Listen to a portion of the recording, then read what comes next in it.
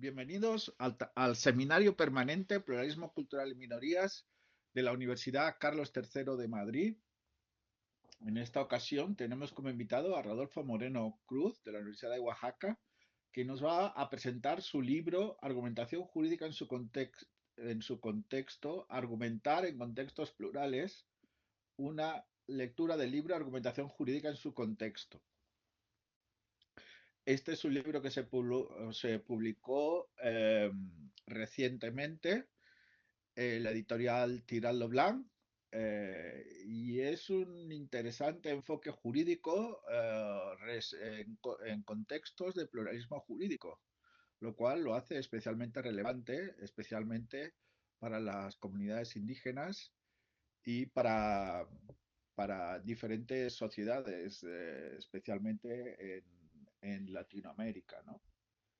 Nuestro ponente es licenciado en Derecho por la Universidad Autónoma Benito Juárez de Oaxaca. Fue integrante del Grupo de Expertos para la Evaluación del Perfil Nacional de Juez, proyecto elaborado por la Comisión Nacional de Tribunales de Justicia de los Estados Unidos Mexicanos.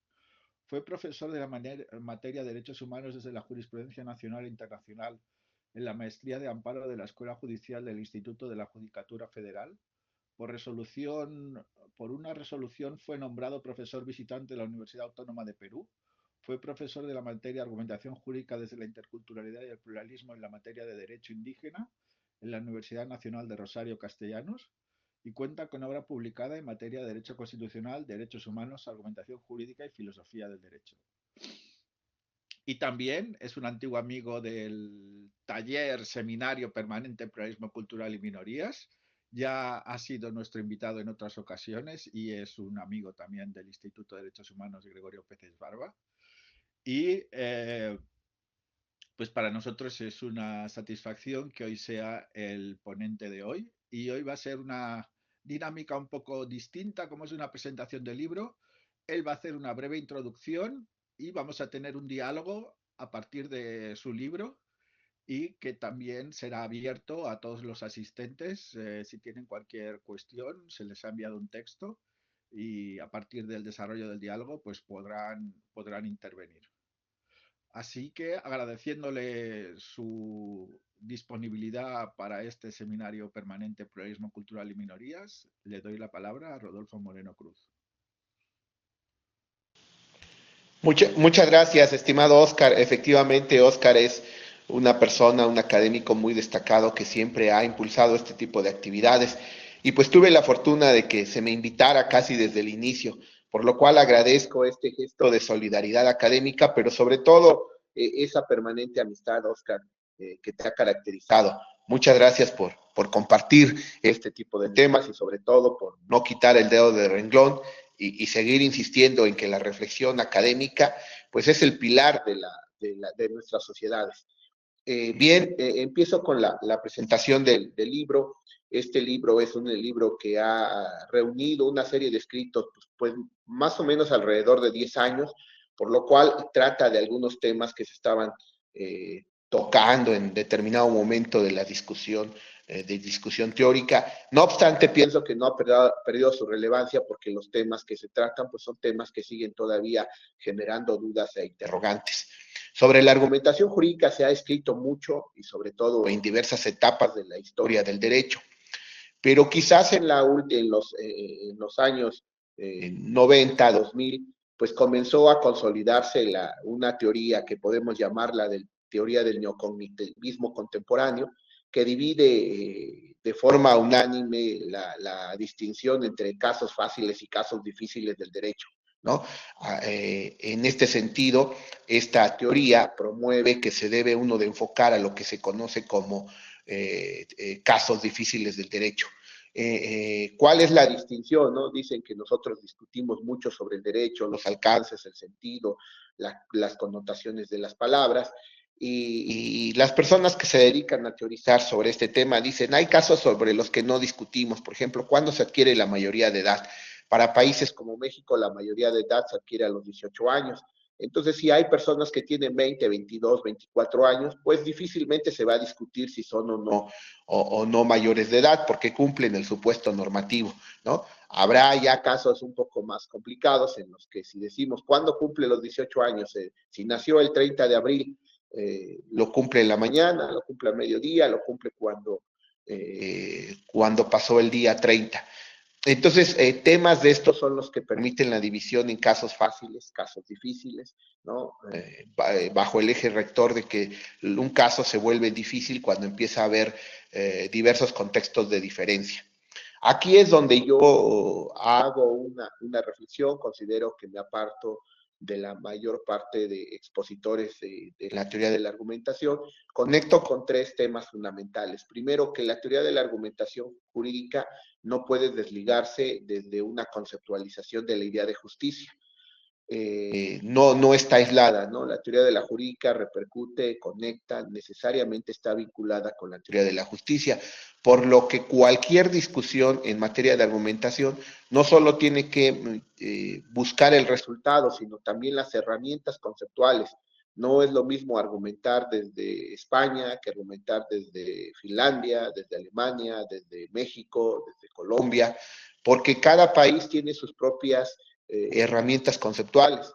Entonces, si ya de por sí el argumentar en escenarios uniformes es difícil, pues se acrecenta la complejidad de argumentar en contextos diferentes, ¿no? Entonces, por eso mi libro se llama Teoría de la Argumentación Jurídica desde el Contexto, porque la propuesta es que cada país, cada escenario tiene herramientas conceptuales propias para argumentar.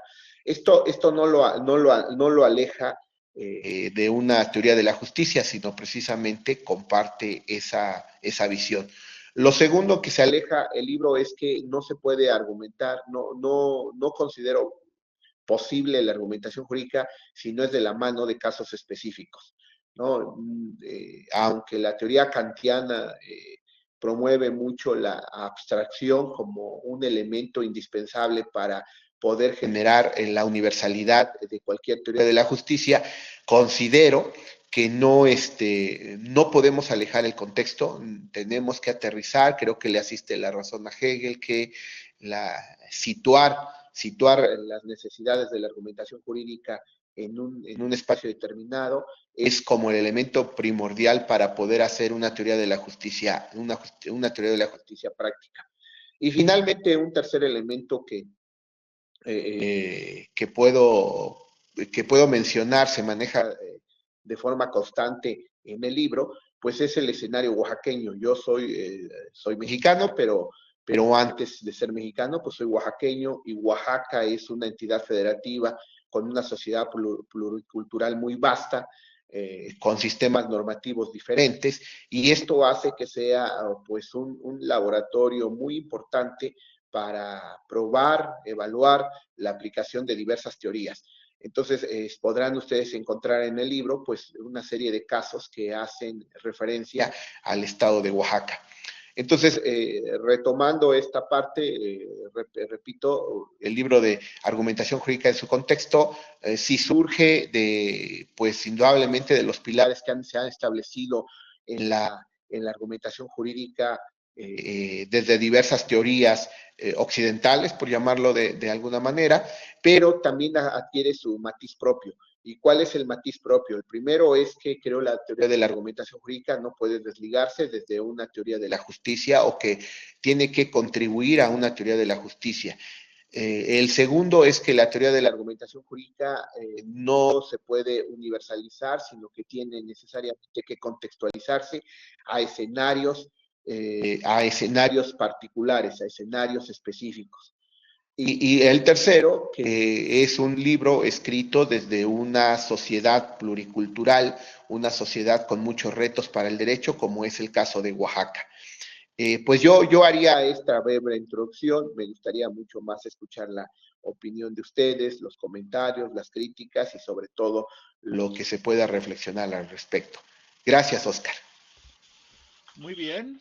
Bueno, es una introducción al libro ahora me tocaría a mí hacer una breve, una intervención eh, eh, que me sugiere, a partir de lo que has dicho, me sugiere, me parece muy estimulante, me parece el enfoque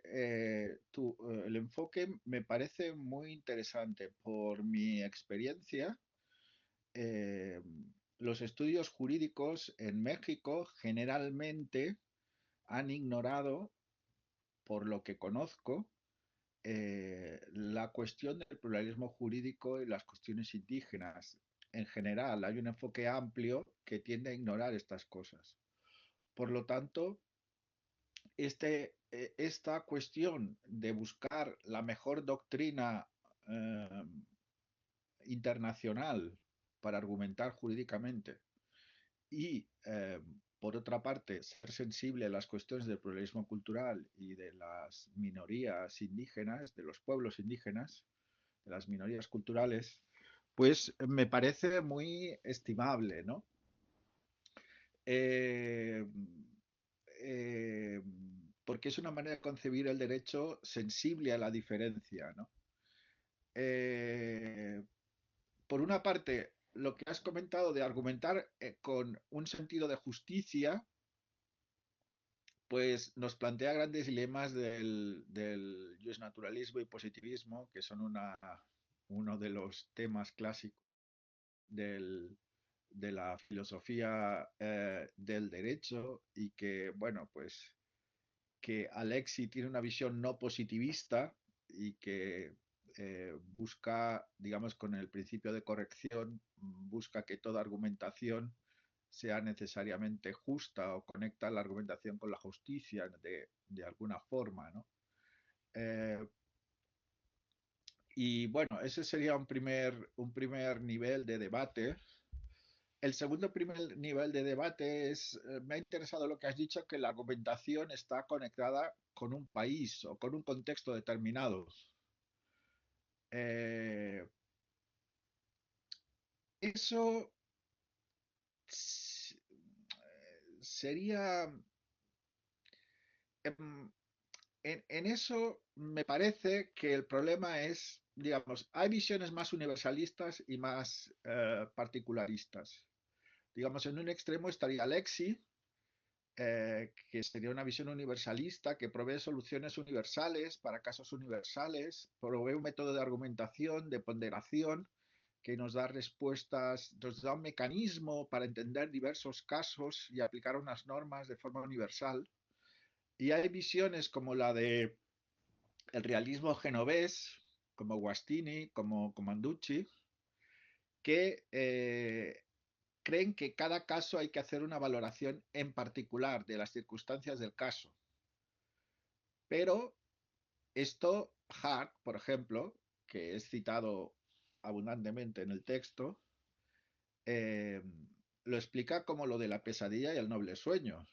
Entonces, mi primera pregunta para Rodolfo es, ¿dónde se sitúa él? ¿Si en la pesadilla o en el noble sueño? Es decir, si él se sitúa en una forma de entender la justicia como que siempre hay que hacer valoraciones del caso concreto y no hay reglas universales de ponderación, o si hay una serie de reglas universales que nos permiten ponderar racionalmente o hacemos juicios de valor particulares a cada caso concreto, ¿no? Que esto nos lleva a otra polémica sobre si la ponderación es racional o irracional. Por tanto, si te parece, vamos haciendo un diálogo. ¿A ti te parece que la ponderación es racional o irracional? ¿Estás más cerca del sueño o de la pesadilla? Bueno, yo creo que la forma en que se ha planteado la pregunta considero que podría estar un poco sesgada. ¿Por qué sesgada? Porque yo lo que estoy visualizando, bueno, a ver, me explico. Creo que la justicia puede considerarse de dos maneras, como una justicia sustancial, ¿no? O una justicia procedimental. Si hay una idea de una justicia sustancial, la idea de la ponderación no es errónea. Es el mecanismo para llegar precisamente porque hay una justicia sustancial y vamos a pesar lo que llegue más a esa justicia sustancial. Si se trata de una visión de una justicia procedimental, difícilmente podría uno hablar que la ponderación es acertada, porque lo que se mide es el procedimiento, no la sustancia. Entonces, si tú me planteas si yo considero que la ponderación es racional o es irracional, yo podría responder que eso depende si me ubico en una concepción de justicia sustancial o en una justicia procedimental. Si me ubico en una justicia procedimental, considero que sí es irracional porque los valores que se van a pesar no existen como tal, ¿no? Sino existen procedimientos que podemos nosotros acordar para resolver nuestras diferencias. Eh, no nos vamos a poner de acuerdo si el color más bonito es el verde o el azul. Alguien de justicia sustancial diría que no tendría problemas para definir qué es el color azul o qué es el color verde. Pero alguien con una concepción de justicia procedimental diríamos que para mí el color azul es más bonito y otra persona diría que para él es el color verde. Y si tenemos necesidad de comprar un solo, de adquirir un solo color, tendríamos que generar un procedimiento en el cual las dos personas, si no nos encontramos completamente satisfechas, podemos llegar a un acuerdo racional de que ante la imposibilidad de ponernos de acuerdo, tenemos que crear un acuerdo, un consenso de cuál sería la solución, si no justa en el sentido sustancial, sí justa en el sentido procedimental, ¿no? Entonces, yo haría ese matiz por esta pregunta. La cuestión de solucionar las diferencias, repito, la apelación a ciertos conceptos fuertes de justicia, ¿no? Bueno, moral, legítimo, válido, me parece que sesga mucho la discusión, porque qué es lo bueno, qué es lo justo, qué es lo correcto, ¿no? La idea de corrección en su percepción eh, dura, en su concepción sustancial, nos ha dado muchos dolores de cabeza. El aborto es justo, es injusto, es correcto, es incorrecto. Cada uno de los grupos que defienda una posición fuerte, sustancial, pues va a alegar a su favor, ¿no? O sea, va a decir, el aborto es justo o es correcto, ¿no? Los que son pro aborto, los que son, que niegan el aborto dirán, no, no es justo, no es correcto. ¿Cómo ponemos a discutir a estos dos grupos? ¿Cómo hacemos que lleguen a una discusión razonable, pero más que la discusión, porque la discusión por propia naturaleza ya está, ¿cómo alegamos que se pongan de acuerdo? ¿Cómo logramos que se pongan de acuerdo? La ponderación me parece que es una herramienta que podría valer para un sector que piensa de forma uniforme, ¿no? Por ejemplo, los que pueden reconocer ciertos valores en específico que pudieran resolver el tema del aborto, pues diría, no, vamos a ponderar, el valor de la vida es más alto que el valor de la libertad sexual, por ejemplo, ¿no? Y entonces podrían llegar a un acuerdo. Pero cuando hay grupos radicales, grupos que conceptualizan de forma diferente la idea de justicia, no veo otro camino que la idea de poder resolver nuestras diferencias a través de mecanismos procedimentales. Quiero cerrar esta participación con un ejemplo muy particular. En las comunidades y en los pueblos indígenas de Oaxaca utilizan los policías algo que se llama un bastón. El bastón es una herramienta que permite hacer el uso de la fuerza legítima en las comunidades. Una persona llegó a hacer una notificación a una comunidad y se sintió muy amenazada cuando vio el bastón. Inició una denuncia en contra de las autoridades comunitarias por el uso del bastón. Cuando se le preguntaba en el interrogatorio si les daban, por qué no le daba miedo que los policías no comunitarios portaban una arma de alto calibre y no le daba miedo. Y esta persona respondió, lo que pasa es que yo sé que esa policía no va a utilizar esa arma de alto calibre en contra mía, ¿no? No la va a utilizar en contra mía porque es una policía del Estado. Y la respuesta es, la policía comunitaria también es una policía y también no utiliza el bastón en cualquier situación. ¿no? Pero su temor de esta persona está justificado porque su mundo, como conceptualiza que ve a una persona con un bastón, no identifica que es una policía comunitaria y entonces siente un temor justificado. En la denuncia lo que reclamaba era una reparación. Era muy difícil poder demostrar que había una concepción de dos mundos diferentes. La policía comunitaria dice, yo no cometí en ningún momento intenté amenazarte, en ningún momento intenté agredirte.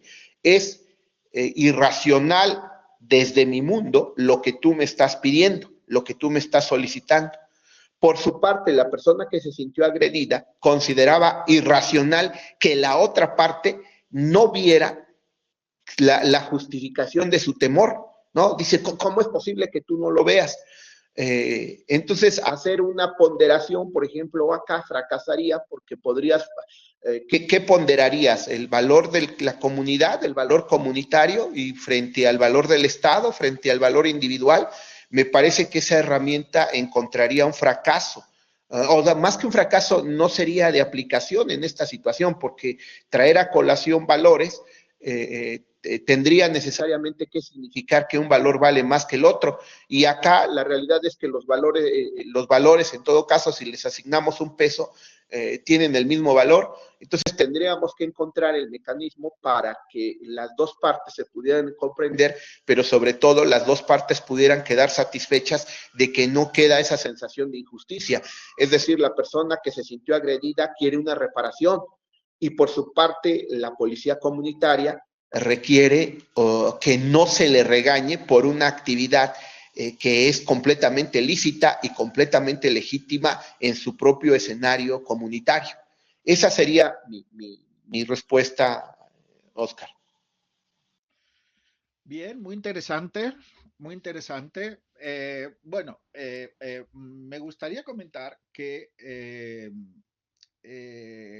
ve- em, me parece interesante, pero por un lado, has asociado la argumentación con la justicia y por otro lado, hay has asociado la argumentación al contexto de cada país y a los casos específicos.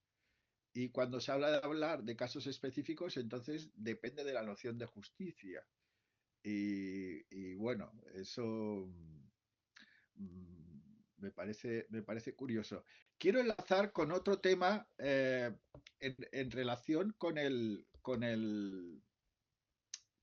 libro eh, que tiene que ver con el pluralismo. ¿Cómo entendemos el pluralismo con el pluralismo jurídico? Me gustaría que nos hablaras de este tema porque es muy interesante. Es muy interesante el capítulo final donde hace reflexiones sobre el multiculturalismo y la acomodación de los pueblos indígenas desde el punto de vista jurídico. Pero me sorprende cuando hablas del Código Civil en el artículo 20. La ignorancia de las leyes no excusa de su cumplimiento que los jueces, teniendo en cuenta el notorio atraso intelectual de algunos individuos, su apartamiento de las vías de comunicación o miserable situación económica, podrá, si está de acuerdo con el Ministerio Público, eximirlos de las sanciones que hubieran ocurrido por falta de cumplimiento de la ley que ignoraban, a ser posible concederles un plazo para que la cumplan, siempre que no se trate de leyes que afecten al interés público. Bien, yo he estudiado un tema que son los derechos culturalmente motivados. Y allí eh, una de las cosas que se estudia, se puede estudiar delitos culturalmente motivados en caso de inmigrantes o en caso de personas indígenas. Y eh, la pregunta sería, ¿cuál es el tratamiento del derecho penal respecto del derecho penal estatal respecto de las personas indígenas? ¿Se les hace alguna excepción y esa excepción tiene algún tipo de sesgo, tiene algún tipo de, de componente cultural? Es decir, se establece como un delito culturalmente motivado ¿Se entiende el concepto de delito culturalmente motivado o se aplica la ley estatal uniformemente? No sé si me estoy explicando. Sí, sí, sí, claro. Sí, yo creo que la invocación a un derecho culturalmente que pueda modificar la aplicación de la ley se hace más de manera argumentativa que del texto de la ley. En el texto de la ley de la entidad federativa no existe un sinnúmero de circunstancias eh, grande. Existen algunos elementos, ¿no? Se tomará en cuenta la cultura. De hecho, se han creado normas, por llamarlo así, cláusulas legales que se han esparcido en diversos articulados en que los pueblos y las personas que pertenezcan a los pueblos y comunidades indígenas se tendrá que tener en cuenta al momento de juzgar, de ser juzgados, su cultura, el pueblo indígena al que pertenecen, sus circunstancias personales. Y esto ha permitido que los juzgadores, en su aplicación de las leyes ordinarias, jalen cada una de estas cláusulas de excepción, ¿no? Que están esparcidas.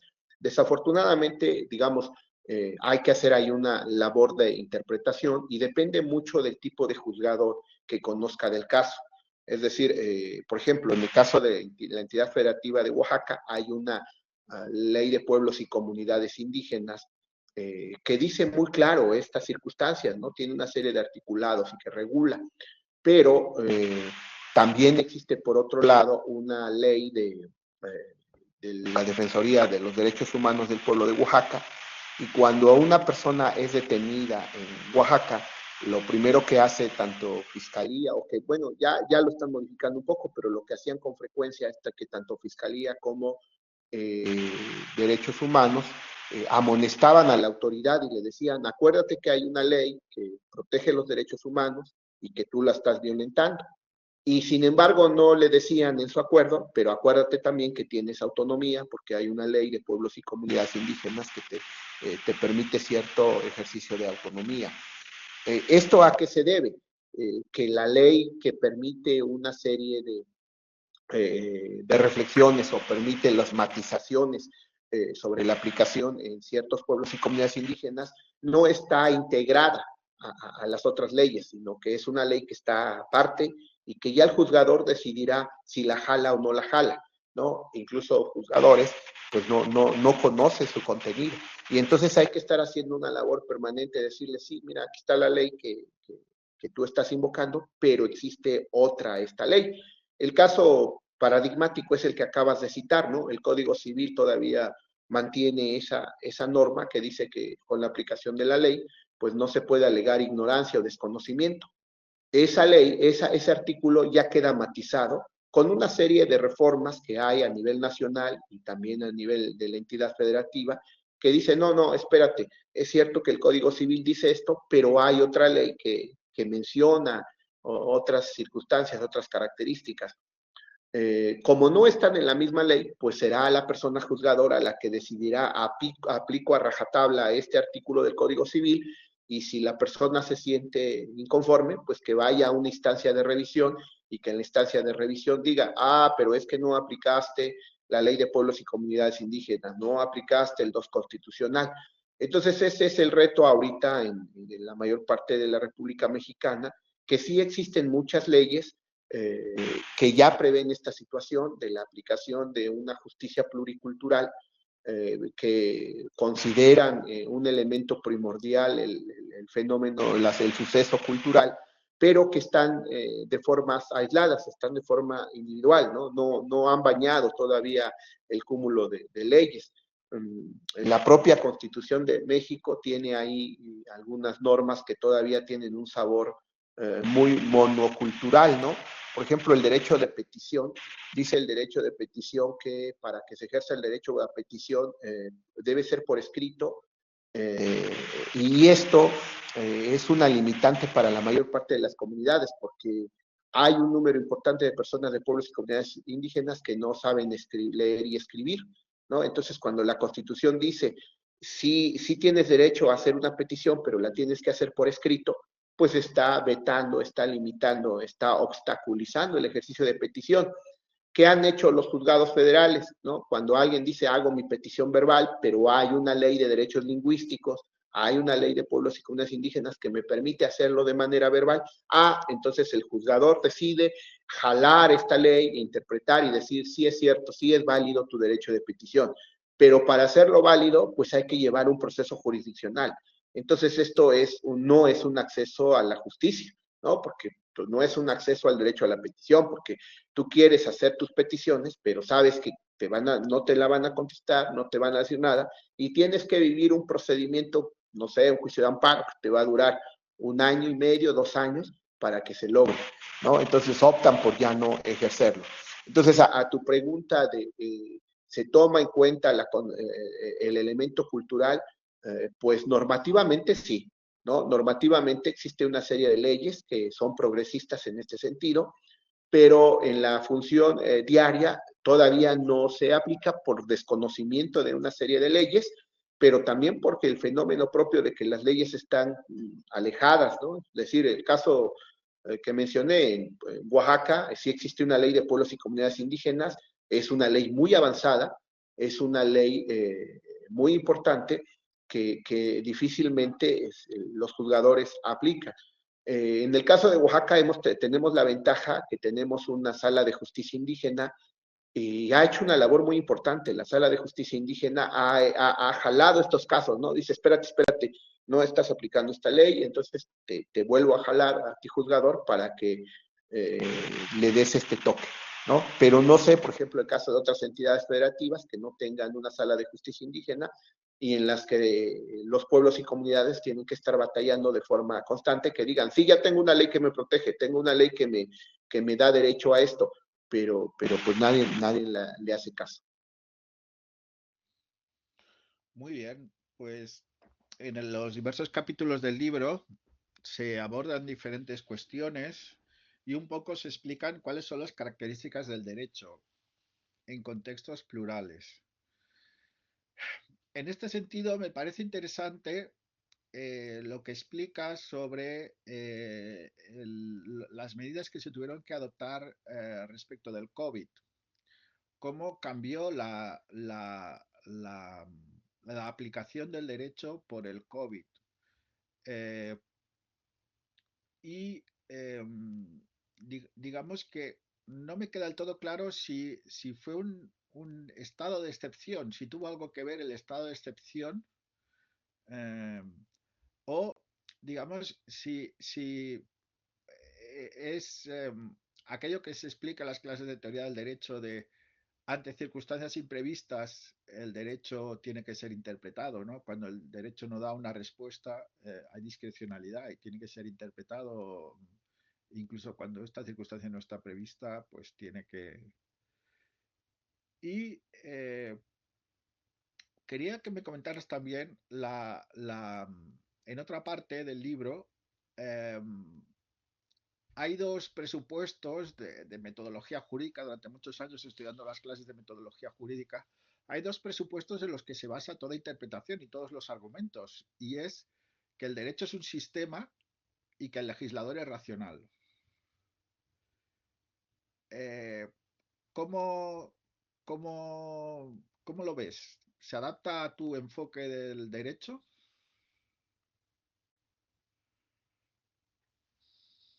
Sí, pero bueno, es un tema muy complejo porque creo que el derecho es un fenómeno multifactorial, ¿no? Efectivamente es un sistema, pero un sistema muy híbrido, ¿no? Es una creación humana muy compleja, muy difícil de precisar, de definir incluso su naturaleza. Eh, en el derecho juegan, como lo han dicho diversas personas que han teorizado sobre esto, diversos factores en su construcción y en su aplicación. Uh, Uno de los mitos más grandes es que el derecho pueda ser completamente neutral, amoral, apolítico, ¿no? Y sobre todo apolítico. En el derecho sí existe una fuerte dosis, tanto en la elaboración del derecho como en la aplicación del derecho, existe una fuerte dosis política, ¿no? Una fuerte dosis política. Y la dosis política genera que el derecho por propia naturaleza sea incierto. Consideremos que el derecho es como un ser humano con muchos deseos, con muchas necesidades, con una mente que le permite definir que hay ciertas cosas que son las mejores soluciones, pero también con emociones muy fuertes. Y esta parte de las emociones las proporciona la parte política, ¿no? Estudiar los sistemas jurídicos contemporáneos nos refleja que muchas reformas constitucionales han obedecido a una idea emocional del momento del país determinado, que no siempre son las mejores soluciones, pero que son las soluciones que la ciudadanía está exigiendo en un momento determinado, está pidiendo en un caso particular, ¿no? Esto es bueno, malo, correcto, incorrecto. No, es un fenómeno de descripción, ¿no? Es un fenómeno que puede dar. Voy a poner por caso una ciudad, ¿no? Una ciudad y ni siquiera una ciudad como indígena. Me tocó conocer el caso de una ciudad, de un país europeo, que estaban discutiendo muy fuertemente sobre la idea de construir un puente o un hospital. Y al final terminaron construyendo un antro, un centro de diversión para jóvenes. Y yo me preguntaba, ¿cómo pasó de una decisión a otra decisión y luego a otra decisión? El gobierno local había programado en su plan de gobierno y con base en una normatividad previamente existente, la construcción de un puente.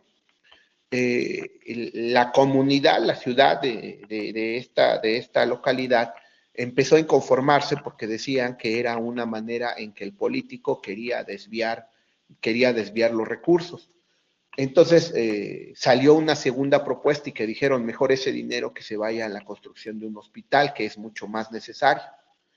Y en la discusión que duró alrededor de 2 años, se crearon grupos que dijeron, no, ni el puente ni el hospital, lo que necesitamos es atender a la juventud. Y entonces vamos a crear un centro de recreación para la juventud. Y al final así fue aprobado. A mí me pareció muy llamativo el fenómeno porque este fenómeno nace desde una propuesta que viene en una planificación, vienen leyes que argumentaban, pero la propia, cuando se trata de llevar, la propia sociedad la rechaza y moviliza para que esa situación cambie de rostro. Entonces, al cambiar de rostro, se cambia la propuesta y finalmente llega a un resultado de esta manera.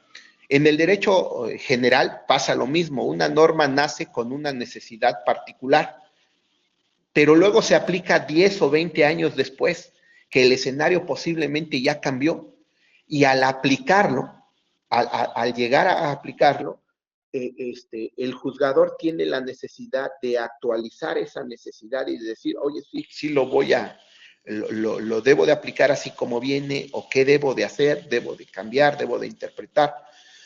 Entonces, el derecho no es solamente la norma, no es esa norma que dice haz esto, no hagas esto, te impongo la sanción, sino el derecho tiene diversas etapas, tiene la etapa de su formación, que responde a una necesidad política determinada, tiene la etapa de su aplicación, que responde a otra etapa política determinada, y tiene su mensaje que da hacia el futuro, que indudablemente también responde a otra etapa. Se dio un caso muy singular que cuando se identificó la prueba para ver si se había disparado armas de fuego o no, no todos los países lo habían adquirido de forma unánime. Entonces, algunos países decidieron adoptar esta medida, pero después ya estaba la norma. Después aparecen otros mecanismos de prueba mucho más eficientes y el juzgador estaba en la duda si le daba el valor pleno a esa norma que había sido construida hace 20 años atrás o se actualizaba. Entonces, en estos retos permanentes, definir al derecho como un sistema creo que es acertado.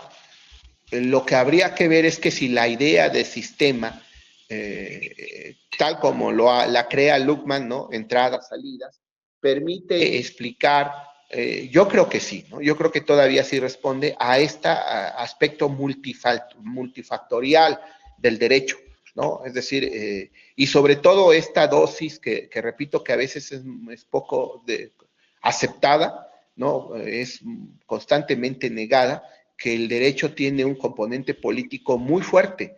Nos guste o no, esa es una realidad, ¿no? Nos guste o no, podemos invisibilizarle, es decir, el derecho político es un derecho en derecho amañado. Pues no sé si sea amañado o no, pero la realidad es que lleva su dosis de política.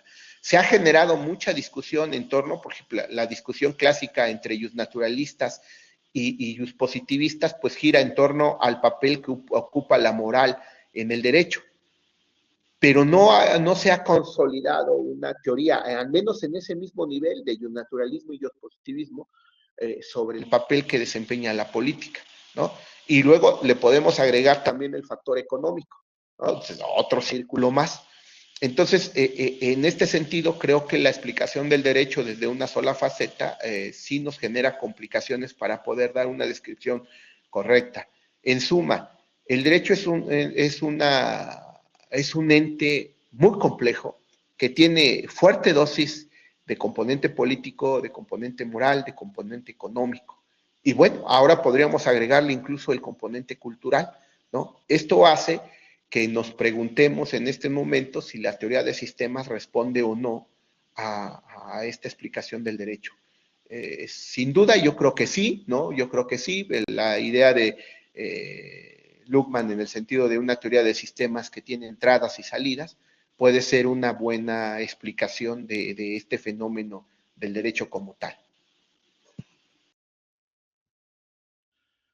Me gustaría que nos comentaras algo sobre el COVID, sobre las situaciones que se dieron en las comunidades indígenas al caso del COVID. Si eso supuso un cambio de perspectiva en cómo se aplica el derecho. Sí, bueno, sobre todo fue el más visible porque hay muchos casos similares, ¿no? Pero este fue el más visible y de alguna forma el que más generó justificación en una aplicación de una medida diversa. Efectivamente, cuando se da el fenómeno del COVID a nivel nacional, se emiten algunas medidas sanitarias, ¿no? Y en estas medidas sanitarias, pues se da una apertura a que cada autoridad pueda tener eh, una aplicación en específico. Algunos pueblos y comunidades indígenas de Oaxaca optaron por cerrar completamente sus caminos, sus entradas y sus salidas.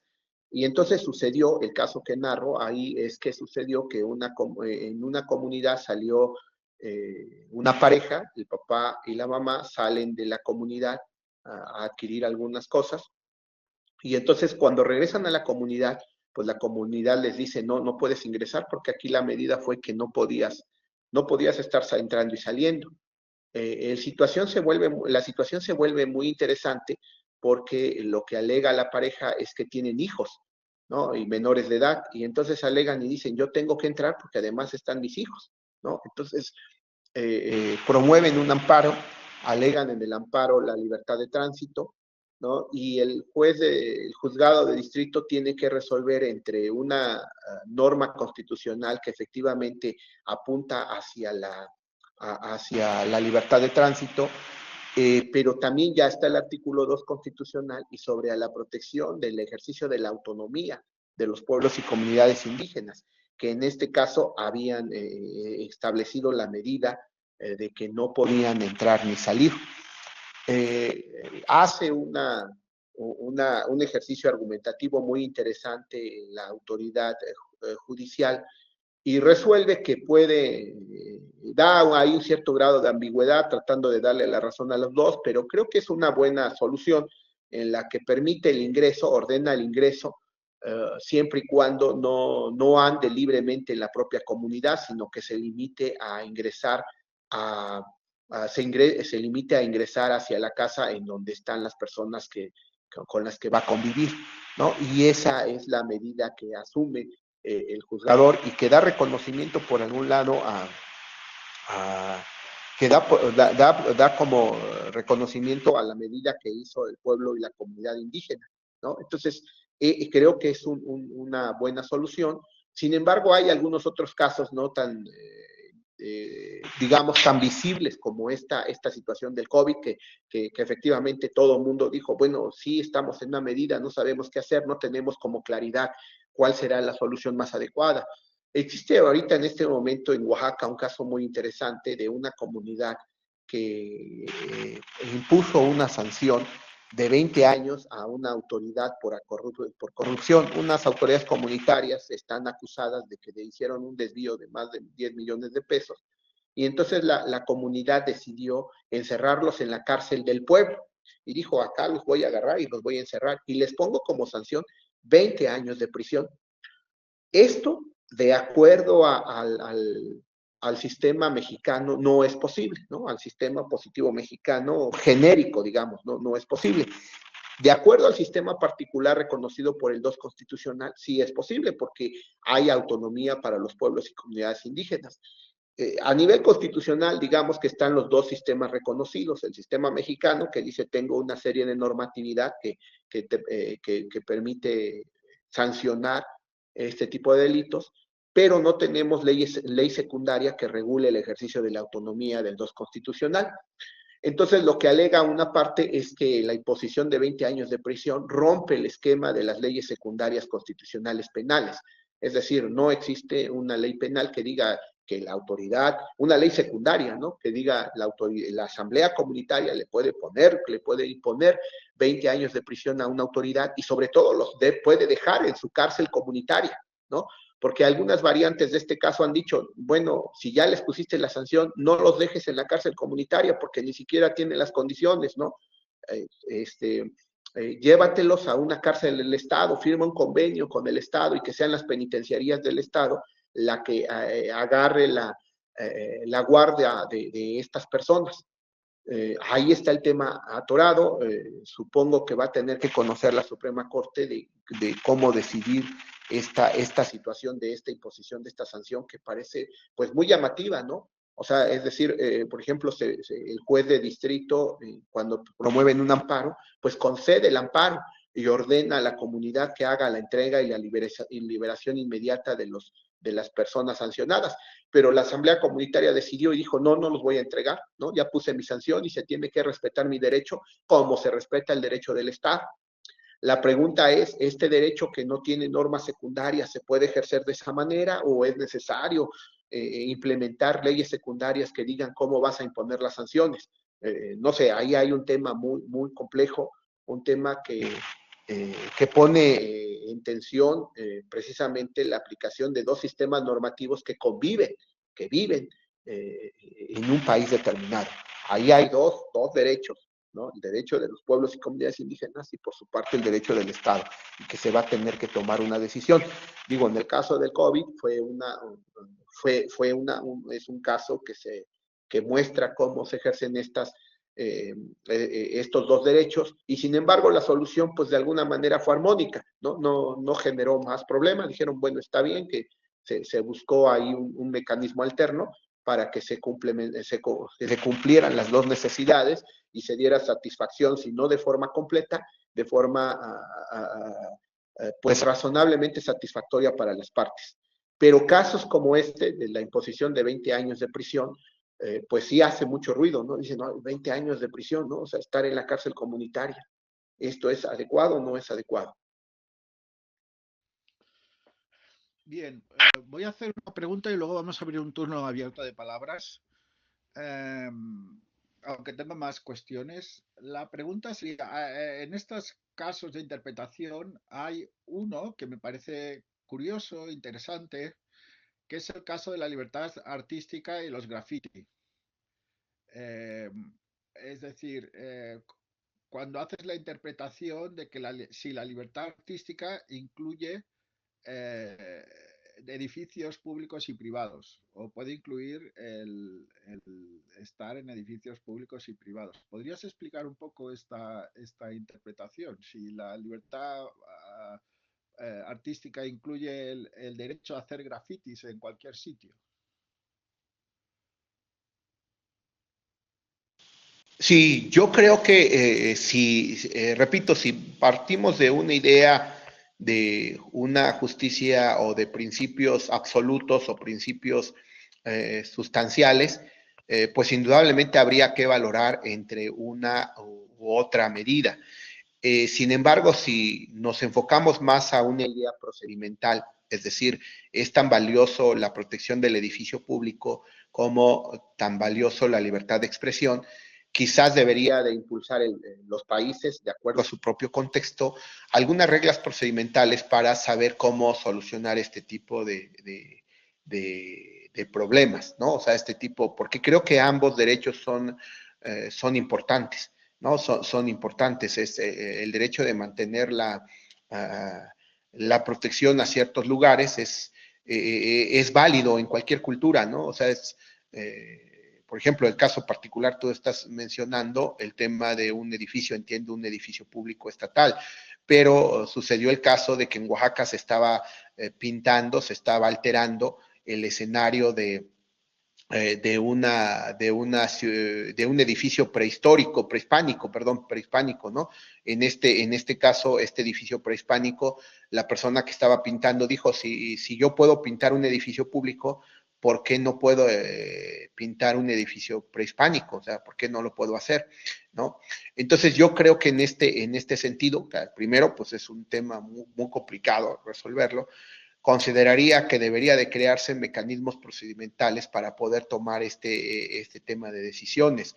En el caso particular que estoy narrando de la pinta de un lugar prehispánico, se llevó a cabo una asamblea de ciudadanos en la cual se invitó fundamentalmente a las personas que se dedican a hacer estas labores de grafiteo y se les preguntó si existía alguna opción en las cuales podrían hacer muestra de su diseño artístico sin que se vieran limitados en su propia expresión. Y entonces ellos consideraron que querían tener un espacio propio, ¿no? Dijeron, mira, yo no tengo que pintar este edificio si tú me creas un espacio propio, pero si no me das un espacio propio, yo lo seguiré haciendo donde yo considere que tengo las condiciones. Entonces, de alguna forma funcionó este mecanismo procedimental, fueron 3 asambleas ciudadanas, en las asambleas ciudadanas se invitó fundamentalmente a las personas que hacían esta actividad. Había una persona que era muy radical y que dijo, no, no, a mí no, yo no me siento satisfecho si no me dejas pintar ese edificio, porque yo quiero que quede mi huella ahí, ¿no? O sea, yo lo que requiero es precisamente que quede mi huella. Se tuvo que llegar como en toda decisión procedimental, el último paso pues es la decisión mayoritaria, ¿no? Se tuvo que llevar a una votación y en la votación pues indudablemente esta persona se tuvo que ceder ante una decisión mayoritaria, pero previamente a la decisión mayoritaria sí hubo 2, 3 sesiones ciudadanas en las cuales se escuchó, se dijo cuál era la mejor medida.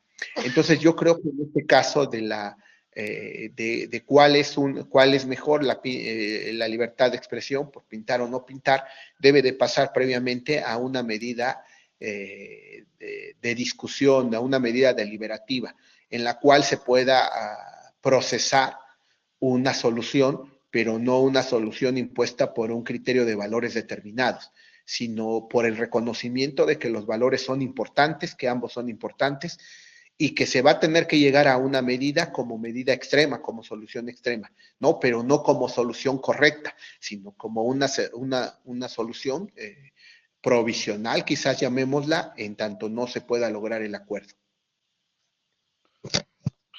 Bien, llevamos una hora de diálogo. Vamos a abrir un turno abierto de intervenciones. Eh, ¿Alguien quiere hablar? Que habla el micro y que comente, que haga alguna pregunta. Hola, buenas tardes. ¿Me Buenas escuchan? tardes. ¿Sí? Bueno, Buenas tardes.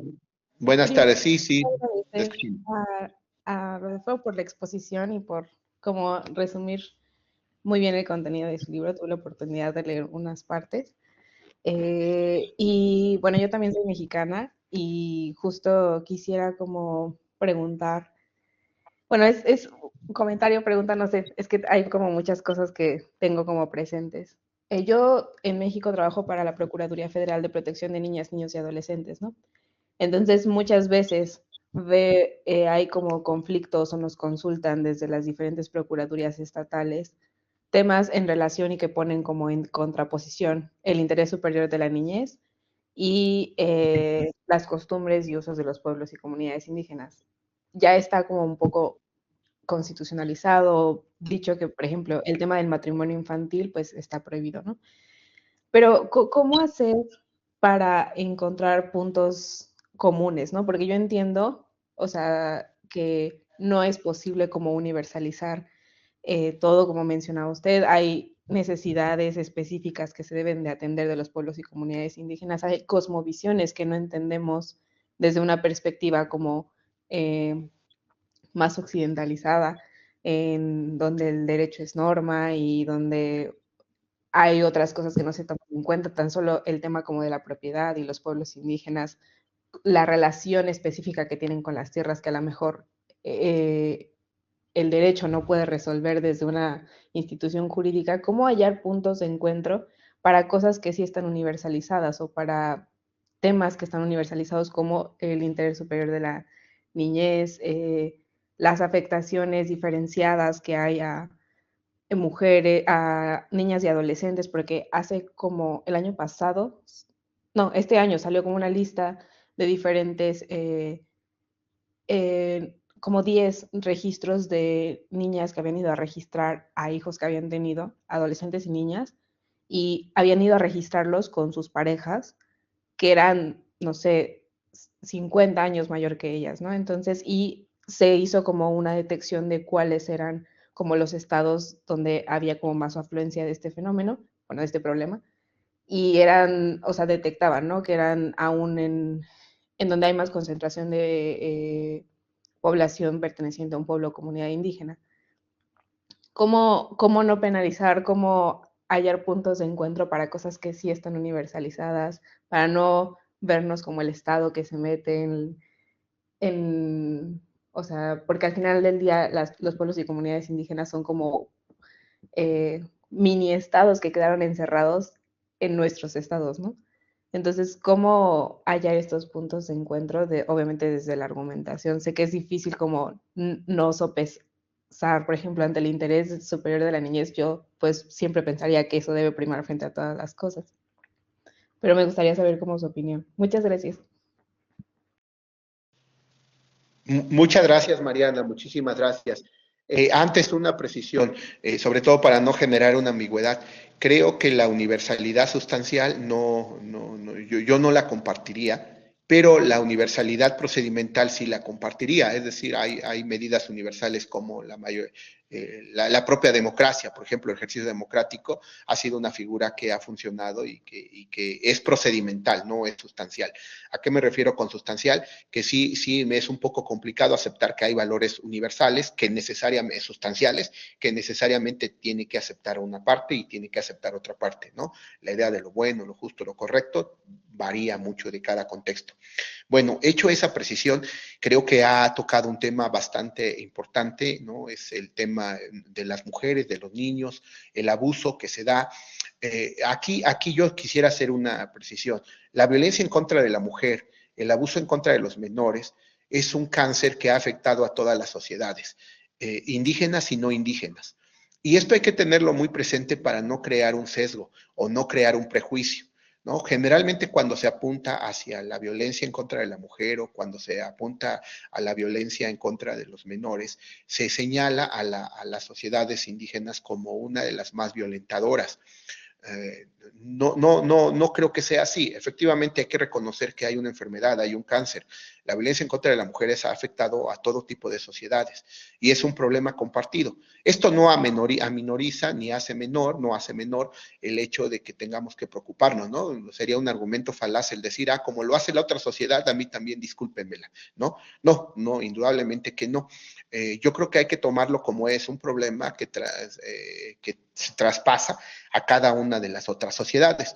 Y paralelamente a esto también hay que cuidar mucho algunos mitos que se han creado alrededor de los pueblos y comunidades indígenas. Hay muchos matrimonios en los pueblos y comunidades hay muchos matrimonios de gente muy joven, de gente, de niños y niñas. Sí, sí, efectivamente, por un fenómeno muy contextual, ¿no? Por ejemplo, yo en mi caso particular, mi mamá emigra de Oaxaca hacia la Ciudad de México en calidad de trabajadora doméstica y mi papá emigra también de Oaxaca a Ciudad de México en calidad de obrero. Ambos emigran cuando son niños y se conocen cuando son niños. Entonces, muchos procrean familia, se unen, se juntan y se casan. A veces dicen, no se casan porque no tienen la mayoría de edad, pero hacen una familia en estas edades. Este fenómeno, todavía la década atrás, se vivió de forma permanente hacia los que emigraban hacia Estados Unidos. Los que emigraban hacia Estados Unidos pasaba lo mismo, se iban niñas de 12, 13, 14 años y iban jóvenes de 16, 14, 15 años, se conocen allá y se unen, ¿no? Y entonces puede hacer mucho ruido, es que se están casando niños, sí, pero se están casando niños porque hay una circunstancia que los obliga a emigrar, a que los obliga a crecer, y no es la comunidad, es el sistema económico que genera estas condiciones y que los empuja a emigrar de sus ciudades de sus lugares de origen a otras ciudades y que tienen que sumarse a un nivel de vida específico. Ahora, esta circunstancia la han aprovechado muchas otras personas no indígenas, sí, efectivamente, muchísimas personas no indígenas han aprovechado, ¿no? O sea, hay una emigración de muchas niñas de pueblos y comunidades indígenas que llegan a ciudades y que hay varones que bajo una falsa idea de protección las toman y se casan con ellas, ¿no? Supuestamente para darles una protección. Realmente ahí hay un abuso. Entonces habría que detectar esta situación, pero no es una situación propiamente de un pueblo y una comunidad indígena, ¿no? En la mayor parte de los pueblos y comunidades indígenas que a mí me rodean, ¿no? Estoy hablando de la zona de valles centrales de Oaxaca, yo no he visto matrimonios entre personas menores de edad, ¿no? Las personas se están casando pues que 22, 23, 24 años. Difícilmente veo que se case una mujer muy joven con una persona muy adulta. No es algo visto de manera común. Sí es visto de manera común en las personas que salen, ¿no? De las personas que emigran, regresan y dicen, bueno, ya se casó con alguien que le lleva 40 años, ¿no? Y dices, ¿cómo explico esto? Entonces habría que revisar muy bien este contexto. Ahora, bueno, en este caso usted conoce más cercano, quizás pueda yo decir alguna mentira y me corregirá. En lo particular, esto de los matrimonios con niñas de pueblos y comunidades, en lo que es la región que yo conozco, no los he visto. Sí conozco los casos, pero digo, ha sido de la delincuencia organizada que se ha apropiado, ¿no? Y que ha utilizado algunos sistemas normativos indígenas como pretexto para cometer una serie de fechorías, ¿no? No solo el tema de matrimonios o el abuso de niñas, de niños, sino incluso la venta de estupefacientes, etcétera, ¿no? Es decir, se ha arropado en este caso para decir yo no lo hago, lo hacen los propios pueblos y comunidades. Entonces yo creo que habría que estudiar fenómenos particulares de cada entidad federativa. Sin duda el interés superior de la infancia es un eje rector fundamental. La pregunta, ¿cómo podemos definir ese interés superior de la infancia sin dar un valor sustancial, sino dar un valor procedimental? Voy a poner por caso la siguiente situación que se vivió hace algunos periodos, algunos siglos, creo que era un pueblo indígena de Canadá, que era visto por Occidente como una salvajada. Resultaba que en una zona muy fría, cierta comunidad decidió no tener más de 2 hijos. Si tenían un tercer hijo, lo que hacían es que lo arrojaban, lo mataban, ¿no? ¿Por qué era esto? Todos decían, ¿por qué? Cuando se preguntó y se estudió el fenómeno, resultaba que papá y mamá solamente podían llevar a 2 hijos. El tercero ya no lo podían cargar en una situación climática muy complicada, ¿no? Entonces, llevar a 3 hijos era correr el riesgo de poner en riesgo era correr el riesgo de que los tres no estuvieran bien protegidos. Entonces decían, híjole, solamente puedo cuidar a dos, ¿no? Puede parecernos una medida completamente horripilante, ¿no? Una medida completamente utilitaria, en la cual dices, ay, híjole, pues porque vivan dos, mato a uno, o esto no me convence. Pero más allá de que me convenza o no, es una medida que es una forma de ver diferente las cosas, o sea, se ve en otro escenario, ¿no? Entonces, juzgar esa situación de primera mano, pues sí puedes decir, ah, pues qué crueles, ¿no? Mataban a una persona. Pero si te vas acercando al contexto y vas teniendo una explicación de que efectivamente el frío, las bestias no permiten que puedas tú correr con más de tres personas, tres hijos, pues tienes que tener una medida tan radical quizás como esa. No la justifico, no la aplaudo, solo la planteo que es una medida muy difícil. Entonces, sí, el interés superior de la infancia es sumamente importante. Creo que es un progreso conceptual que sí debe ser universalizable, en este sentido no sustancial, sino en el sentido procedimental, ¿no? Que debe ser una idea que nos debe llamar la atención, pero no dotarle esa cuestión de una fuerza sustancial que a veces sería muy difícil definir. En el propio derecho no indígena es complicado decidir qué sería el interés superior de la infancia, que se quede con papá, o se quede con mamá si hay un divorcio, que se vaya a vivir a una ciudad determinada, que se vaya a vivir a otra ciudad determinada, qué tipo de alimentación tiene que tener, etcétera, ¿no? Son conceptos muy difíciles. Pues espero haber dado respuesta, pero sí, si no, al menos sembrar la idea de la reflexión permanente, que es lo que buscamos con esta plática. Gracias. Gracias. Muy bien. ¿Hay otra palabra de Luis Coyoc? Hola, buenas tardes. ¿Sí se me escucha? Sí. Sí, sí se escucha, sí se escucha. Ah, perfecto, muchas gracias. Luis Coyoc, igual soy mexicano, soy campechano. Eh, Ahora estoy en el máster de Derecho Público aquí en la Carlos III de Madrid. Yo no he tenido, debo hacer la aclaración, yo no he tenido la oportunidad de leer su libro. Sí, sí leí el artículo que nos enviaron sobre la argumentación jurídica, por qué y para qué, ¿no? Y escuchando las premisas o lo que señalaba respecto a la propuesta que viene inmersa en su libro y el diálogo que ha tenido también con el profesor Oscar Pérez, me surge una inquietud probablemente muy ligada o relacionada con lo que planteaba ya Mariana Reyes, pero es en este sentido. A ver, y espero poder lograr ser claro. Eh, la primera, que es probablemente la más fácil de plantear, es ¿qué papel juega la argumentación dentro, dentro del mismo sistema normativo de cada una de las comunidades y pueblos indígenas? Bueno, ¿tiene o no sentido plantearse algún papel relevante de la argumentación como uno de sus fines, el para qué de legitimación de su decisión? Y si esto vale o no la pena planteárselo, dado que la argumentación jurídica vista desde el derecho, digamos, tradicional, no indígena, sino tradicional de normativo positivo, pues queda probablemente más claro dentro de su propuesta.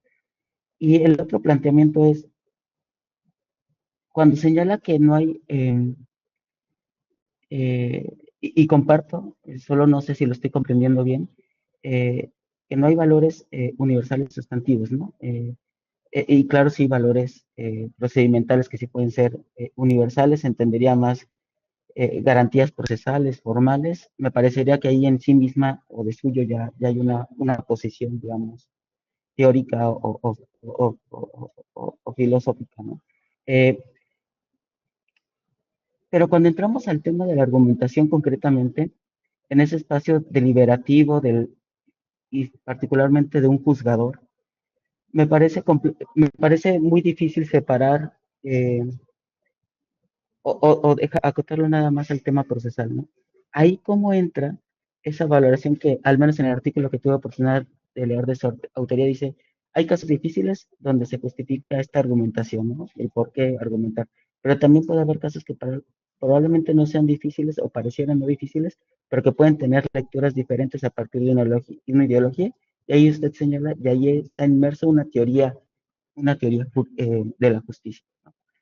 Y aquí pareciera que entonces sí ya entra una discusión en qué postura vamos a tomar, una postura formal, positivista, o una postura pues no tan positiva, o positivista, perdón, más bien. Eh, y, y si entonces, y si no es posible establecer ciertos elementos universales para esa toma de decisión que la hagan universalmente razonable, eh, entonces, ¿qué tenemos? ¿No? Y aquí es donde no sé si no estoy comprendiendo bien su propuesta.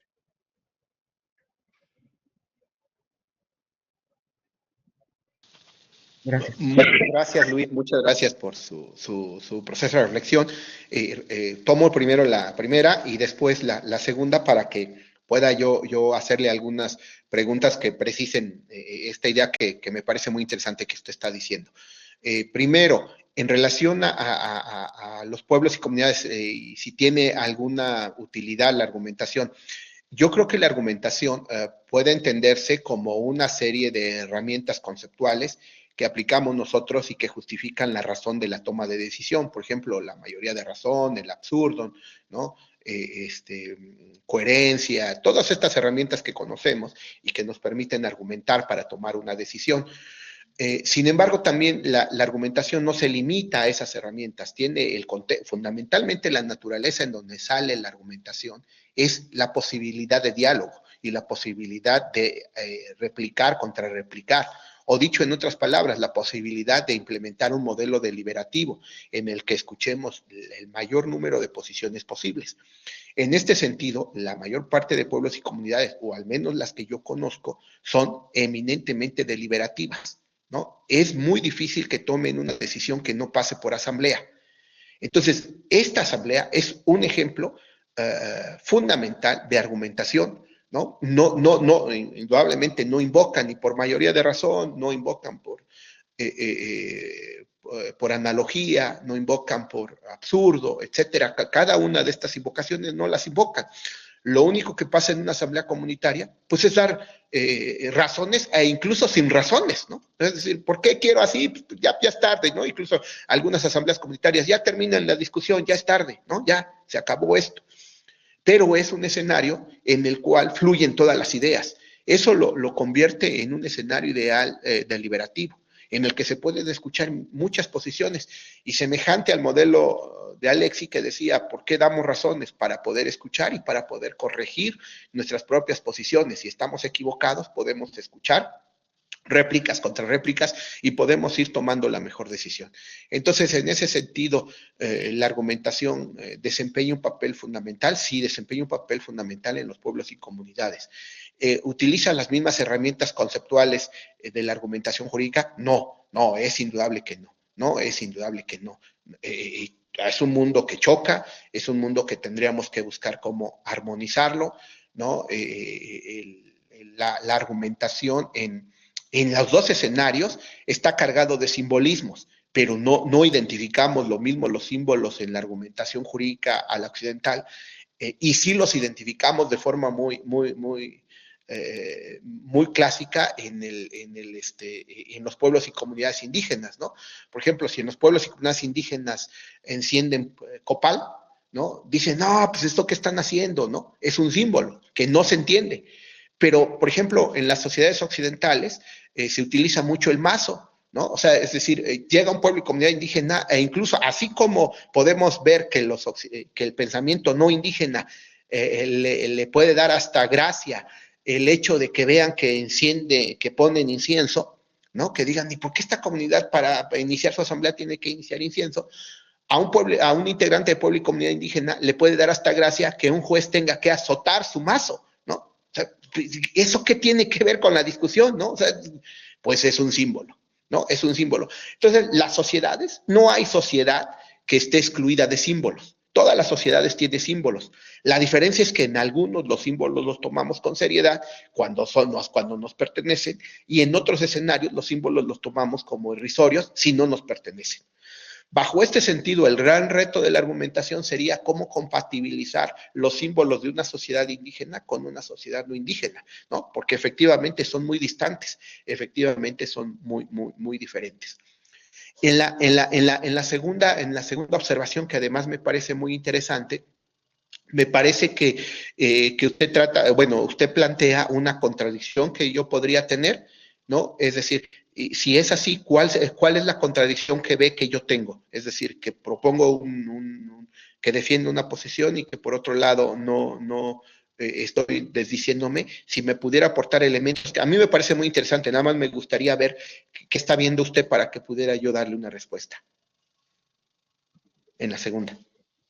Sí, no sé si necesariamente mi planteamiento sea de que haya una contradicción, porque en realidad estoy conociendo lo que está proponiendo, eh, pero más bien en la parte ya sustantiva de la argumentación, eh, ¿cuáles serían los elementos de esa racionalidad que se tendrán que ir, ven inmersos para tener esa perspectiva, digamos, intercultural, ¿no? Eh, el papel que juega, digamos, esta misma argumentación, y me parece que cuando hablamos de juzgar con perspectiva intercultural, nos enfrentamos en que no necesariamente, o siempre nos vamos a enfrentar más bien a sistemas normativos que no necesariamente son positivos, ¿no? Porque tiene que entrar, el juzgador tiene que ver esta cosmovisión de particular, no solo del caso concreto, sino particular de ese pueblo o esa comunidad indígena.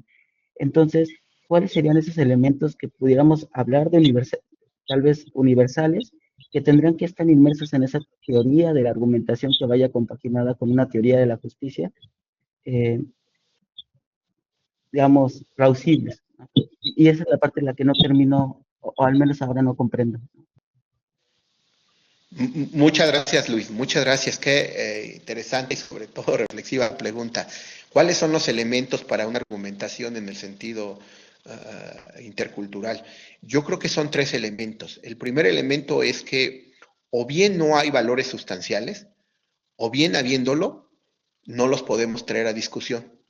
¿No? O sea, es decir, no los podemos, quizás matizo, no es que no los podamos traer a discusión, sí los podemos traer a discusión, pero los tenemos que presentar en una forma procedimental. A mí me gusta el azul, a otro le gusta el verde, a mí me gusta el amarillo, a otro le gusta el rojo. Sí lo puedo expresar, indudablemente, pero ¿cómo partimos de que ni ese valor que tú tienes, ni el valor que yo tengo, necesariamente lo tienes tú que tener? Entonces, la no imposición de valores sustanciales es un requisito sine qua non para que podamos estar hablando de una argumentación en sentido intercultural. El segundo es, por ejemplo, la teoría habermasiana, que la teoría de Habermas establece que un proceso de modelo deliberativo se da a través de un proceso de comunicación, ¿no? En este sentido, tiene que haber una comunicación en el sentido más amplio de la expresión. O sea, el ser humano no solamente se comunica a través del lenguaje hablado, sino también tiene una serie de lenguaje de símbolos, ¿no? Muecas, inconformidades, manifestaciones que hablan por sí mismos. Entonces, en un proceso de argumentación, tengo que estar muy abierto a estos diversos procesos de comunicación. O sea, ¿qué me estás tratando de comunicar? ¿No? ¿Qué me dices, pero también qué me estás diciendo con tu forma de actuar, con tu forma de escribir? Esto permite que el diálogo, el proceso argumentativo sea mucho más amplio, ¿no? Y el tercero es que no hay una solución definitiva, la discusión no queda cerrada en un proceso argumentativo intercultural, siempre la puerta va a estar abierta para generar nuevos procesos de reflexión. Como dice un dicho, nada está escrito sobre piedra, ¿no? Entonces, yo creo que si se cuidan estos tres elementos, podemos estar hablando de un proceso de argumentación con perspectiva intercultural, ¿no? No tenemos bandera de arranque de valores sustanciales, ¿no? Nos abrimos al mayor número de procesos de comunicación, ¿no? En el cual todos los símbolos posibles desempeñan un papel relevante, desempeñan un papel importante. Si alguien desea entrar a un proceso de discusión portando un color determinado, pues puede hacerlo, ¿no? O debe de hacerlo, porque eso le da libertad. Y finalmente, el proceso de las medidas que se tomen de este resultado, de este proceso argumentativo, no son soluciones que quedan definitivamente plasmadas para la eternidad, sino que se puede abrir en cualquier momento de nueva cuenta la discusión. ¿Cómo pueden ejercer los que desempeñan función jurisdiccional este proceso? Pues yo creo que primero, sí teniendo muy claro que sus valores no deben llevarlos a un proceso de aplicación jurisdiccional, ¿no? Sus valores son sus valores individuales, son procesos que tienen que manejarse con mucho cuidado al momento de que está impartiendo justicia, pero segundo, algo que no se daba y que ya poco a poco se está dando en los sistemas jurídicos nacionales, que es el escuchar a las partes, ¿no? En la mayor número de amplitud. La figura del amicus curiae es una figura importante para hacerse allegar de contextos, ¿no? Los dictámenes antropológicos ayudan mucho para que pueda uno escuchar los contextos, ¿no? Y el tercero, que no sé cómo se va a tener que lidiar con esto, es una figura que da seguridad jurídica, que es el tema de la cosa juzgada, ¿no? En derecho, la cosa juzgada es algo que ya no permite abrir ni revisar expedientes. Creo que es buena, es una medida que hasta el momento debe de seguir vigente. Sin embargo, pues sí sería un reto para saber qué va a pasar con sociedades futuras que vean que se estaba juzgando de forma equivocada, ¿no? Y esa sería mi respuesta, Luis. Muchas gracias. Voy a tomar nota porque creo que efectivamente esa parte no son muy claro en el libro, pero, pero si hago una segunda edición, y pues haré mención, Luis, de que ya me requirió a que hiciera la precisión de cuáles son los requisitos de una argumentación necesarios interculturales, ¿no? Y pues ahorita acabo de tomar nota para tenerlo presente. Gracias, Luis. No, gracias a usted. Bien, yo quería comentar una cuestión relacionada con la pregunta de Luis, eh, y es cuál es el papel de los derechos humanos, porque si esta argumentación en términos interculturales es en pie de igualdad, o por ejemplo, si los valores universales únicamente pueden ser formales, ¿dónde se sitúan los derechos humanos? Eh, Sí, bueno, yo creo que los derechos humanos como su valor procedimental es importante, es necesario y debe estar vigente. El propio concepto de dignidad humana, ¿no? El concepto de dignidad humana, que es un concepto muy importante, tiene aterrizajes contextuales, ¿no? O sea, ¿qué puede significar la dignidad para una persona? Podemos tener muchos puntos en común, pero podemos tener muchos puntos en diferencia, ¿no? La persona que quiere pintar su graffiti en un monumento prehispánico, si se ve violentada por su dignidad humana porque no se le deja pintar, no se le deja expresar, puede que sí, y puede que otras personas consideren que no, que esto no afecta para nada en la dignidad humana, ¿no? El tema de la dignidad humana guarda relación con el hecho de que tengamos un alimento básico, un alimento de arranque, ¿no? El ejercicio de nuestras capacidades, como dirían algunas personas teóricas, ¿no? Está vinculado al tema de la dignidad humana, ¿no? Entonces, todos estos conceptos construidos lo largo de la historia de la defensa de los derechos humanos son muy importantes. Naciones Unidas ha hecho una serie de observaciones a cada uno de los artículos de los derechos humanos y los ha aterrizado de forma muy específica, ¿no? Por ejemplo, a mí me llama la atención el concepto del acceso al agua, ¿no? En una de las observaciones de los artículos al acceso al agua, que establece la diferencia que dice, bueno, como derecho humano al agua, sí tienes derecho al acceso al agua, pero no lo tienes de carácter gratuito, ¿no? Caray, ¿no? Y dices, pero si yo no tengo dinero, bueno, puedo hacer una excepción, ¿no? Si tú no tienes el dinero para comprar, se te tiene que dar el agua, ¿no? Y hace un matiz, ¿no? Hace un matiz.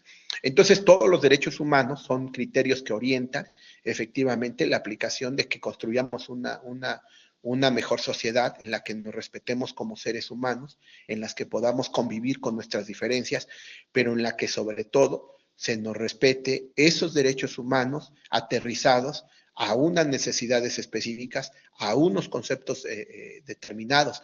Ahorita que comenté lo del derecho a los alimentos, recuerdo que hace mucho tiempo, hace muchos años, una política sexenal de un presidente de la República dijo, para que le demos alimentación a los pueblos y comunidades indígenas, vamos a mandarles este producto enlatado.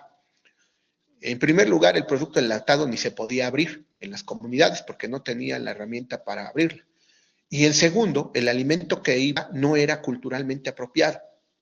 Entonces recuerdo que en algunas declaraciones que hizo el presidente de ese momento, ¿no? Decía, pues es que no les gusta, ya les mandé alimento. Sí, pero no se trata de mandar alimento, ¿no? Se trata de que aterrices ese alimento a cierta pertinencia cultural. Entonces, los derechos humanos, reitero, son criterios orientadores, ¿no? Que deben de guiar todos nuestros objetivos. De esa manera respondería a la pregunta, Oscar, y espero no ser ambiguo ni estarle dando vuelta a esa pregunta tan interesante que has hecho, Oscar. Está muy interesante, está muy interesante. Bueno, ¿hay más preguntas? Yo tengo una pregunta final. ¿Hay más preguntas de los asistentes?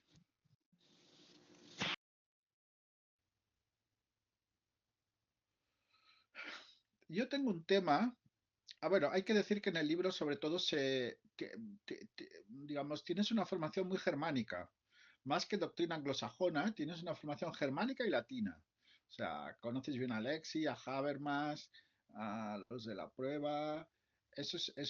Bueno, para mí es una cosa destacable, ¿no? También citas anglosajones, pero sobre todo germánicos y latinos, ¿no? Eh, no, lo que te quería preguntar es sobre la prueba de los hechos. Hablas de dos teorías, bueno, la teoría de la íntima convicción, las teorías psicologicistas y la teoría de la inferencia, la teoría del racional, la teoría de la evidencia racional, que está en el mundo anglosajón y que también está en el mundo latino, ¿no? Como un Tarufo, Jordi Ferré y todo eso. Eh, Diría que la prueba de los hechos se basa en inferencias, en estándares racionales. Mi pregunta, yo tengo poco conocimiento sobre la cuestión de la teoría de la evidencia racional y la teoría de la prueba, pero mi intuición es si puede haber un componente cultural en esa inferencia racional de la prueba. O es un componente, eh, es decir, que cómo se presenten los hechos puede tener un componente cultural que luego condiciona todo el desarrollo del juicio, cómo se califiquen los hechos, cómo se interprete si se ha producido o se ha producido un hecho. ¿Cómo lo ves? Sí, bueno, todas las herramientas de inferencia, de estadísticas, sí necesariamente pueden tener un sesgo muy poco detectable, ¿no? Muy poco detectable, por lo cual creo que sí es importante el componente cultural, porque el componente cultural puede crear una base diferente. ¿Cómo lo voy a explicar? Es un tema muy complejo, ¿no? Nos llevaríamos otro rato, pero quizás voy a jalar el ejemplo que más me sirve para explicar esto. Las estadísticas, por ejemplo, ¿no? Las estadísticas que permiten definir cierta conclusión. Dicen que en las estadísticas, por ahí escuché que las estadísticas son la única herramienta que permite inferir que si mi vecino tiene 2 vehículos y yo no tengo ninguno, estadísticamente cada quien tiene uno, ¿no? O sea, esto es pues muy extraño, ¿no? O sea, porque por estadística, dice, llega la estadística y mi vecino tiene 2 vehículos, somos 2, pues entonces por estadística cada quien tiene uno, lo cual choca con la realidad, ¿no? O sea, no es cierto, o sea, eso no es verdad. Entonces, traigo este ejemplo, digo, no es así en todo el tema de evidencia, pero es como el más palpable, ¿no? Todas las herramientas, por ejemplo, ahorita las herramientas de inteligencia artificial que cumplen fórmulas, cumplen algoritmos, han tenido muchos sesgos. Y el sesgo es precisamente que no tienen la parte humana, y la parte humana se refiere mucho a la parte cultural, ¿no? Es decir, no, la inteligencia artificial trabaja con números, trabaja con estadísticas, trabaja con inferencias, ¿no? Y las inferencias no siempre responden a un contexto determinado, ¿no? Por ejemplo, se le enseña a la inteligencia artificial a que identifique a los perros, por ejemplo, ¿no? Perro, perro, perro, perro. Y al perro le colocas un sombrero y ya empieza la inteligencia artificial a darte respuestas. ¿Qué es esto? Y dice un sombrero, ¿no? Es un dibujo, pero no logra identificar que es un perro, ¿no? ¿Por qué? Si la inteligencia artificial tiene una base de datos bastante consistente para hacer una serie de inferencias válidas. Sí, sí tiene, pero no tiene otros elementos que los seres humanos tenemos. Entonces, por ahí apuntaría mi respuesta y digo, sí, sí jalo un poco, no guarda una conexión completamente estrecha con esto de las estadísticas, pero creo que es un ejemplo muy claro de que a veces, por ejemplo, podemos hacer, las estadísticas nos ayudan, sí, pero las estadísticas fallan, ¿no? Que alguien experto en ese tema diría, sí, pero te estaba preguntando otra cosa, no te estaba diciendo del tema de las estadísticas. Sí, sí, pero con eso tenemos que tener en cuenta, digamos, los sesgos, ¿no? En inteligencia artificial es un debate muy actual y muy interesante, ¿no? Y bueno, de alguna manera, todo tu libro es ver cómo se puede argumentar casos judiciales en contextos plurales, donde nos encontramos diferentes dinámicas a partir de los pueblos indígenas y utilizas la doctrina internacional, ya digo, alemana, latina, algo de la anglosajona, para resolver estos casos y plantear nuevas hipótesis y replantear, muy filosófico. Me encantan los ejemplos que utilizas. Es muy original los ejemplos que utilizas en cada caso y tienen mucho sentido del humor, me parece. Algunas veces tiene mucho sentido del humor y me gusta tratar ese tipo de casos. A mí en mis clases utilizo también ejemplos con sentido del humor, porque eso es muy atractivo para la hora de explicar, a la hora de enseñar, ¿no? Eh, bien, pues si no hay ninguna pregunta más, les damos muchísimas gracias al invitado, Rodolfo Moreno Cruz, por su excelente intervención, por todas las explicaciones que nos ha dado. Hemos presentado su libro, eh, Argumentar en contextos plurales, y pues ha sido estupendo. La otra vez que estuvo en el taller tuvimos muchísimas visiones del vídeo de YouTube y espero que esta vez también tengamos muchas visiones del vídeo de YouTube de esta intervención. Y les convoco a todos los participantes que les agradezco mucho la asistencia para la próxima sesión dentro de 15 días o 3 semanas con Esteban Pereira sobre el altruismo. Muchas gracias, Rodolfo.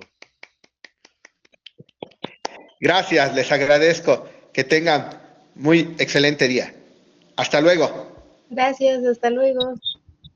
Hasta Muchas luego. gracias, adiós. Hasta Muchas luego, gracias. gracias.